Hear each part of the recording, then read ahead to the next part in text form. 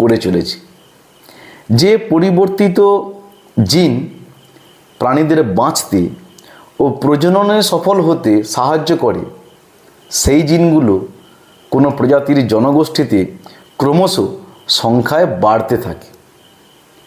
অন্য কিছু পরিবর্তিত জিন প্রজাতির সদস্যদের বাঁচা এবং প্রজনন সাফল্যে বিঘ্নতা সৃষ্টি করে, আর সেই কারণে ওই জিনগুলো জনগোষ্ঠীতে ক্রমশ সংখ্যায় কমতে থাকে এবং একটা সময় জিনগুলো থেকে আমাদের যে জিন পুল, সেই জিন পুল থেকে পুরোপুরি অপসারিত হয়ে যায়। মিউটেশনের ক্ষেত্রে গুরুত্বপূর্ণ একটা বিষয় হচ্ছে উদ্দেশ্যহীনভাবে সৃষ্ট সফল মিউটেশনগুলো খুব ক্ষুদ্র হয়। তাই পরিবর্তিত প্রাণী উদ্দেশ্যহীন, এলোমেলোভাবে যুক্ত কোনো বিশৃঙ্খলা নয়। প্রতিটি উদ্দেশ্যহীন পরিবর্তন এটিকে এর আগের প্রজন্ম থেকে খুব সামান্য একটু পরিবর্তিত করে।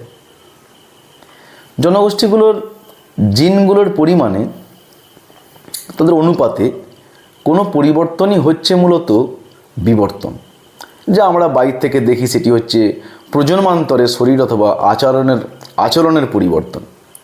কিন্তু মূলত যা ঘটছে সেটি হচ্ছে কিছু জিন জনগোষ্ঠীতে আরও বেশি সংখ্যায় বৃদ্ধি পেতে থাকে এবং কিছু জিন সংখ্যায় কমতে থাকে। আসলে কোনো অসম্ভাব্য কিছু পৃথিবীতে হঠাৎ করে সৃষ্টি হয়ে যায় না বা অস্তিত্বশীল হয়ে ওঠে না। যেমন আমাদের হাত আর আমাদের মস্তিষ্ক নরবানরদের হাত এবং মস্তিষ্ক থেকে ক্রমান্বয়ে ধাপে ধাপে বিবর্তিত হয়েছে। আবার ওই নরবানররা ক্রমান্বয়ে ধাপে ধাপে বানর সদৃশ পূর্বসূরিদের থেকে বিবর্তিত হয়েছিল। যে কোনো কিছু যা কিনা যথেষ্ট পরিমাণ বুদ্ধিমান, যথেষ্ট পরিমাণ জটিল, যা কোনো কিছু পরিকল্পনা করতে সক্ষম, তাকে অবশ্যই এই মহাবিশ্বে বেশ পরের একটি পর্যায়ে বেশ কয়েকটি পর্যায়ে আবির্ভূত হতে হবে। আসলে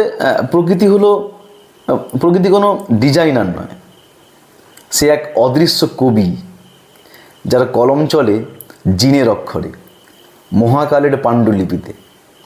গিরগিটির জিভ, চিতার নখ বা মানুষের মস্তিষ্ক, সবই সেই অনন্ত কবিতার লাইন, যেখানে প্রতিটি অক্ষর জন্ম নেয় উদ্দেশ্যহীনতার গর্ভ থেকে, বেঁচে থাকে প্রয়োজনের